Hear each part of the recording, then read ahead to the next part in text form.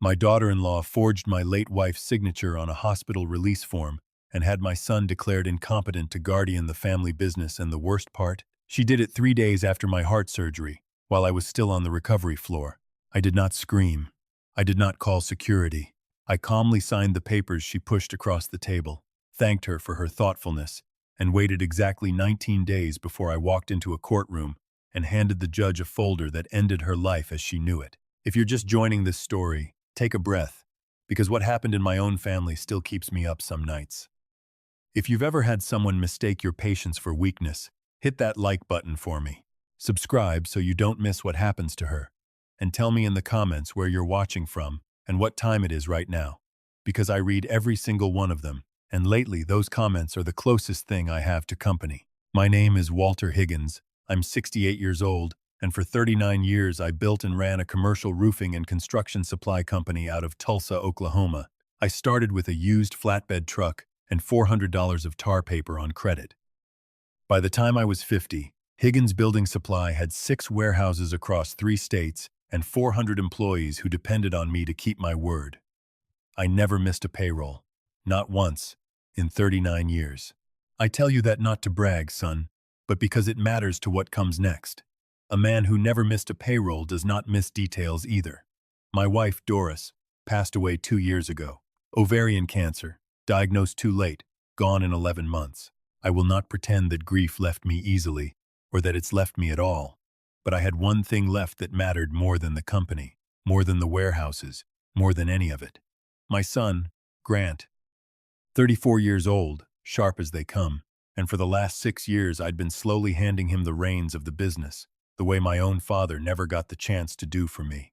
Grant had a wife, Melissa, 29, who worked in what she called wealth management consulting, though in 4 years I never once saw a client's name cross her desk. She was polished. She was charming at dinners, and she looked at my warehouses the way a woman looks at a house she's already decorated in her head. 6 months ago, I had a scare. A blockage in the left anterior descending artery, the kind of blockage cardiologists call the widowmaker, because most men don't survive it long enough to get to surgery. I survived. Triple bypass, 4 hours on the table, and 11 days in St. Francis Hospital's cardiac recovery wing. Grant handled the business without missing a beat while I recovered, and I was proud of him. Genuinely proud. I want you to understand that, neighbor, because it makes what happened next so much harder to swallow. On the 4th day after my surgery, still groggy from the anesthesia and the pain medication, Melissa came to visit alone. She'd never once visited alone before. She always came trailing behind Grant, checking her phone. But that afternoon, she pulled a rolling chair right up to my bedside, held my hand, and told me how frightened she'd been, how she couldn't imagine the family without me, how she just wanted to make sure everything was protected while I recovered. She had a folder of papers. She said the hospital's patient advocate had recommended a temporary power of attorney, just standard protocol for a man coming out of major cardiac surgery, just in case there were complications, just so Grant could sign checks and keep the warehouses running if I needed more time to heal. She said Doris would have wanted her to look after me this way. She actually said my dead wife's name to get me to sign a stack of legal paper I was too sedated to read closely. I signed it.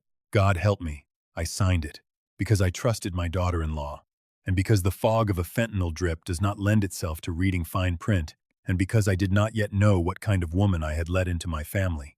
11 days later I was discharged, weak but alive, and I went home to my house in Broken Arrow to recover properly.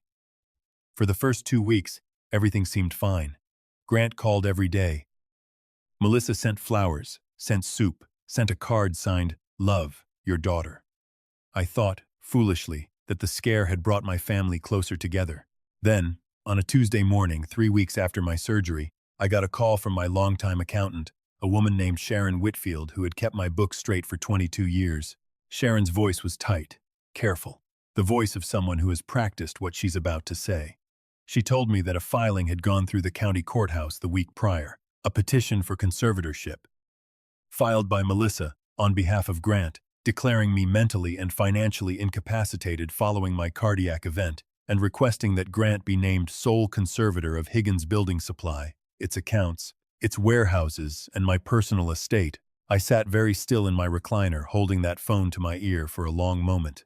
I asked Sharon to read me the filing date. She read it back. It was dated the same week I was still hooked up to a heart monitor in the cardiac ward.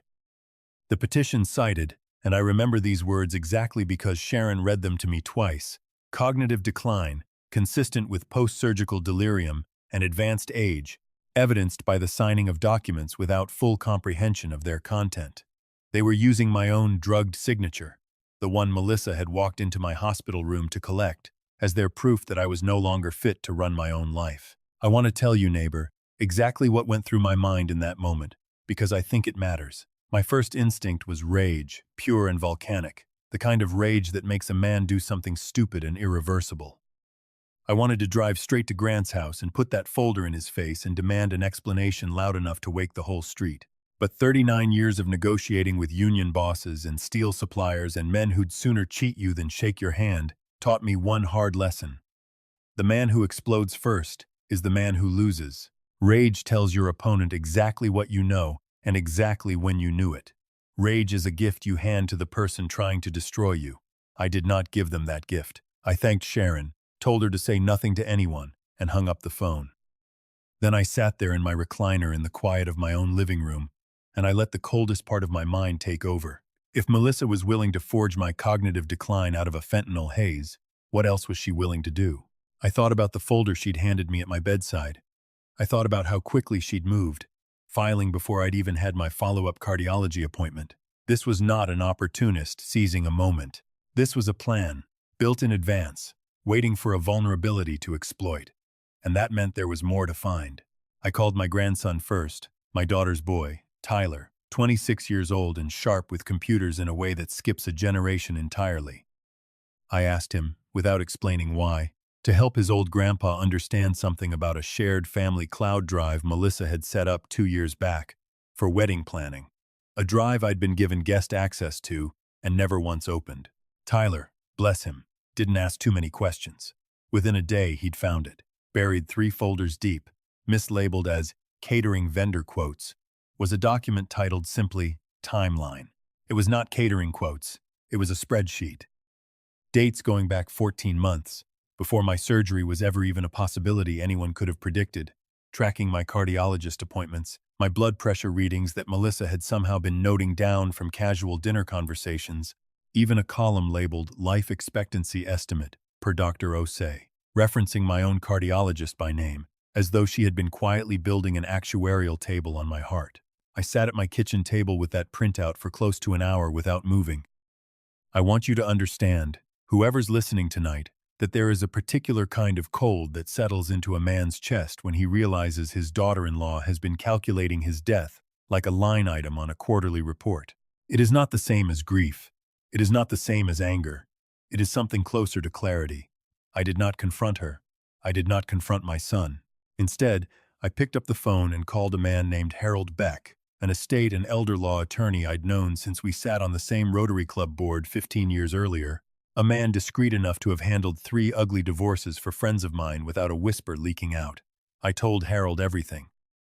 The hospital signature, the conservatorship filing, the spreadsheet. Harold went quiet on the other end of the line for a long moment, and then he said something I will never forget. He said, "Walter, you're not the victim here anymore the second you have proof. You're the prosecutor." Harold explained the law to me plainly. A conservatorship petition requires a court-ordered psychiatric and cognitive evaluation before any judge grants it. Real doctors, not a spreadsheet built on second-hand dinner conversation. If I simply showed up sharp, coherent, and fully lucid at that evaluation, the petition would collapse on its own weight, and Melissa would know we'd caught her before we'd shown her a single card. Harold's advice was different, and colder, and exactly what I needed to hear. Let the evaluation happen. Pass it easily and quietly. So the court record showed, in a judge's own words, that I was of sound mind. And in the meantime, let Melissa believe she was still winning. So that is precisely what I did. I played the part of the sweet, slightly forgetful old man just grateful his son and daughter-in-law were looking after him. I let Grant help me with paying bills I was perfectly capable of paying myself. I let Melissa bring me casseroles and talk sweetly about how relieved she was that the family could get ahead of things before another health scare. Every single week I drove myself, unassisted, to Dr. Osei's office and to a court-appointed geriatric psychiatrist named Dr.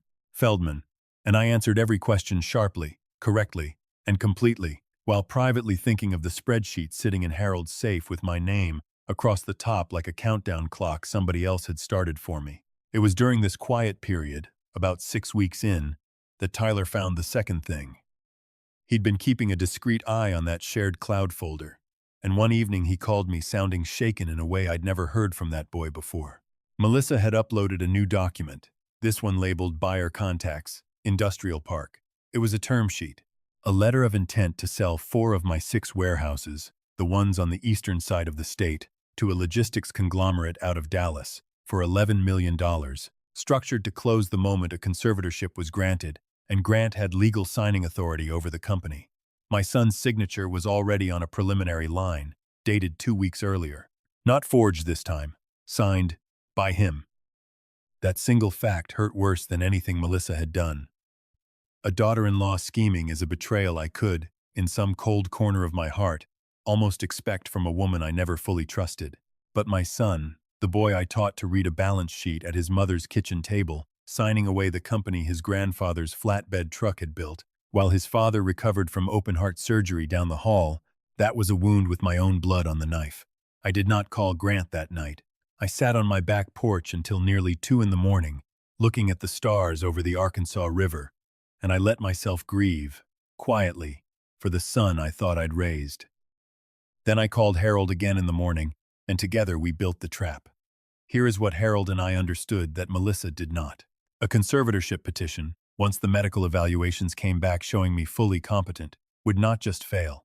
It would trigger something far more dangerous for her. Under Oklahoma law, filing a fraudulent conservatorship petition, one built on falsified medical claims and forged signatures, is not merely a civil matter you lose and walk away from. It is elder financial abuse, a felony, carrying real prison time, especially when paired with a document showing an $11 million asset sale already in motion before the court had granted any authority at all. Melissa had built herself a very expensive, very public gallows. She just didn't know it yet. Harold quietly retained a forensic document examiner to confirm the hospital signature had been obtained under medically documented impairment, time-stamped against my actual medication records, which the hospital, bound by law, had to release to me as the patient. He filed, under seal, a competing petition asking the court to not only deny the conservatorship, but to refer the matter to the district attorney's elder abuse unit, and he timed the filing, deliberately, for one specific date, my son and Melissa's 5th wedding anniversary party, an event Melissa had been planning for 4 months, at the Tulsa Country Club, in front of 212 guests, including 3 members of the very charity board Melissa had been courting for the social standing she cared about more than she'd ever cared about me. I want to tell you honestly, neighbor, that I did not do this for spectacle. I am not, by nature, a man who enjoys an audience. But Harold made one point that I could not argue with. A private confrontation, a quiet legal letter delivered to her lawyer's office, would let Melissa spin the story to Grant, to her friends, to the charity board, for months, painting herself as a martyr, an innocent daughter-in-law persecuted by a bitter, confused old man. She needed to hear it, and everyone who mattered to her needed to see it, in the same unrepeatable moment, with no time to build a lie around it. The anniversary party arrived on a warm October evening. I wore my good Navy suit, the one I'd worn to Doris's funeral, because it felt right to wear it now, in her honor, defending the family she'd have never let fall this far. I sat quietly at a table near the back with old friends from the Rotary Club, sipping iced tea, watching my son stand at the head table beside a woman in an ivory dress, toasting a marriage built partly on genuine love, I still believe, and partly on the calculated erosion of his own father. Melissa took the microphone around 9 o'clock to thank everyone for coming. Radiant, confident, glowing under the string lights strung across the club's garden terrace. She thanked her parents. She thanked the caterer. And then, looking directly at me with a warmth I now understood was entirely rehearsed, she said, "And I want to thank my father-in-law, Walter, for trusting us to take such good care of the family, especially through everything this year." A soft ripple of applause moved through the crowd. Grant raised his glass toward me, smiling the easy, oblivious smile of a man who still believed he was the hero of this story. I stood up. I did not rush. I have run 400 employees through good years and terrible ones. through recessions and steel shortages, and one devastating warehouse fire. And I learned decades ago that a calm, unhurried man walking toward a podium generates a very particular kind of silence that shouting never could. I walked slowly across that terrace, past round tables of white linen and candlelight, while 212 guests gradually stopped their conversations to watch an old man in a Navy funeral suit approach his own son's anniversary microphone. Melissa's smile faltered slightly as I reached the small stage, confusion flickering across her face. The same confusion Grant wore, both of them still assuming, I believe, that I was simply about to offer a sentimental toast. I reached into my breast pocket and withdrew a slim leather folder Harold had prepared for exactly this moment. I did not raise my voice. I have found in 39 years of business that a quiet voice in a silent room carries further than a shout ever will. 6 weeks ago, I said, my daughter-in-law filed a petition in Tulsa County District Court asking a judge to declare me mentally incompetent, using a signature she collected from me while I was recovering from open-heart surgery, sedated on a hospital ward.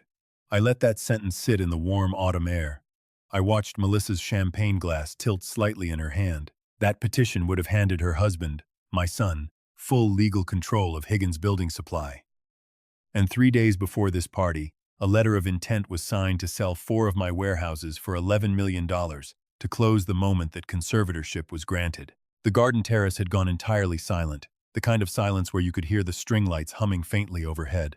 Grant's face had drained of every trace of color, his mouth opening and closing without sound. Melissa's rehearsed radiance cracked down the middle like glass under sudden cold water. "That's not," she started, her voice thin and high. "Walter, that's not what it was. We were just trying to protect. I have the medical evaluations showing I was fully competent," I said, cutting gently but firmly across her, "conducted by a court-appointed psychiatrist 6 weeks ago, and passed without a single flag. I have the forensic timeline of my medication records, proving the signature you collected at my bedside was obtained during documented impairment.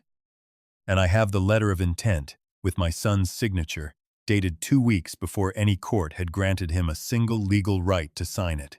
I opened the folder and set 3 documents on the podium, not for the crowd to read, but so Melissa could see them, clearly, catching the candlelight. "This morning, my attorney filed a formal complaint with the district attorney's elder abuse unit.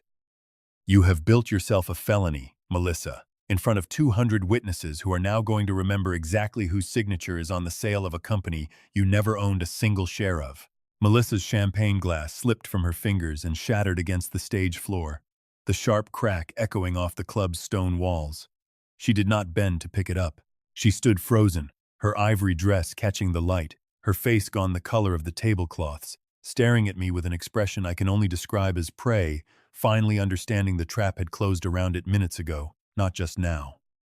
Grant found his voice before she did, and what he said broke something in me I am still, months later, working to repair. "Dad," he said, his voice cracking, stepping toward the podium with his hand outstretched.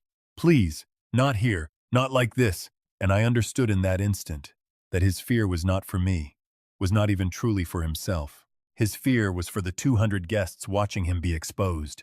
I looked at my son, this boy I had carried on my shoulders through the warehouse aisles when he was small enough to fit, and I said only this: "You had 11 days, Grant, while I was in a hospital bed, to tell me the truth. You chose a term sheet instead." I did not stay to watch the rest unfold. Harold had briefed 2 sheriff's deputies, quietly stationed near the club's entrance for exactly this contingency, aware that a public confession moment carries real legal risk of destroyed evidence if the target has time to run home and shred a filing cabinet. As I walked calmly back toward my table to collect my jacket, I heard the low, controlled voices of the deputies approaching the stage behind me, and I heard Melissa's composure finally shatter entirely into ragged, panicked sobbing. The following months moved with the particular slowness of the legal system and the particular speed of a family collapsing. Melissa was charged with elder financial abuse and attempted fraud. The letter of intent, thankfully, had never closed, and the warehouses remained mine, untouched. Her wealth management firm quietly let her go once the charges became public record in the Tulsa world. The charity board she'd courted for 2 years removed her within the week. Grant, for his part, was not charged criminally, since Harold and I both agreed his failure had been one of cowardice and complicity rather than forgery, but I removed him as an officer of Higgins Building Supply and restructured my will entirely, leaving the company instead in a trust for Tyler and my daughter, with Grant receiving only what any reasonable father owes a son who still, despite everything, remains his blood. Grant and Melissa's marriage did not survive the winter. I understand through my daughter that Melissa moved back to her parents' home in Springfield, Missouri, and that the criminal case is still working its way through pretrial motions as I record this. Grant reached out to me twice, both times by letter, both times full of an apology I believe is at least partially sincere, though sincerity arrives easier once the money is already gone. I have not yet decided how much of my heart I have left to give back to him. Some wounds heal in a season. Some take the rest of a man's remaining years, and at 68, after a triple bypass, I no longer assume I have unlimited seasons left to spend on it. What I know for certain is this. I spent 39 years building something out of a flatbed truck and $400 of credit, and I was not about to let a spreadsheet tracking my own heartbeat take it from me while I lay sedated in a hospital bed. I think of Doris often in these quiet months, and I believe, with everything left in me, that she would have stood beside me on that stage without a moment's hesitation. Family is supposed to be the one place a tired, aging man can finally set his guard down. When it isn't, when the people closest to you are quietly building a timeline around your death, calm is not weakness, neighbor. Calm is the last weapon a patient man has left, and I intend to keep using mine for as long as I've got left to swing it. If this story meant something to you tonight, hit that like button, subscribe so you don't miss what's next, and tell me down in the comments where you're listening from, because some nights, hearing from all of you is the only family dinner table I've got left. Thank you for staying with me through this one. I read every word you write back. A quiet heart can carry more strength than a raised voice ever could. Real love pays attention, keeps its patience, and waits for the truth to surface on its own. Even when family disappoints us, staying steady, protecting what matters, and choosing calm over rage is never weakness. It's how the people who love us best fight their hardest battles. A small note for you. This story was written and fictionalized by AI purely for entertainment, though we hope its life lessons still landed warmly in your heart.